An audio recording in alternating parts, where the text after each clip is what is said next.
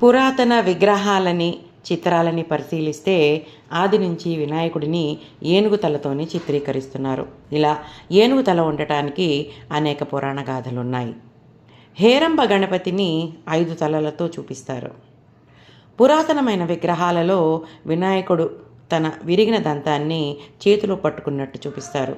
ఏకదంతుడు అనే పేరు మొదటి నుంచి అలాగే ఉంది వినాయకుడికి. ముద్గల పురాణంలో చెప్పిన 2 అవతారాలు హేరంబుడు, మహోదరుడు అనే అవతారాల్లో వినాయకుడి యొక్క పెద్ద పొట్ట అనే అంశం యొక్క ప్రాముఖ్యతను సూచిస్తున్నాయి. భూత, భవిష్యత్, వర్తమాన కాలాలకు చెందిన సకల జగత్తు తన ఉదరంలో ఉంచుకున్నందుకు అతనికి లంబోదరుడు అనే పేరు వచ్చిందని బ్రహ్మాండ పురాణంలో చెప్పబడింది. వినాయకుడి చిత్రీకరణలో పాము కూడా చాలా సాధారణంగా చూపబడుతుంది.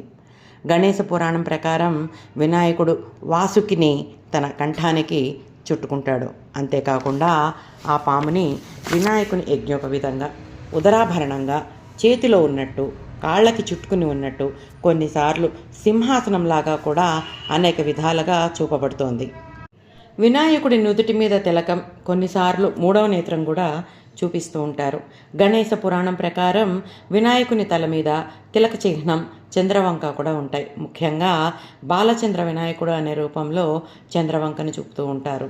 ఇలాగే వినాయకుడి గురించిన మరిన్ని విశేషాలని వచ్చే సంచికలో తెలుసుకుందాము. ఈ ఛానల్ కనుక మీకు నచ్చినట్లయితే లైక్ చేయండి, షేర్ చేయండి, సబ్స్క్రైబ్ చేయండి. నమస్కారం.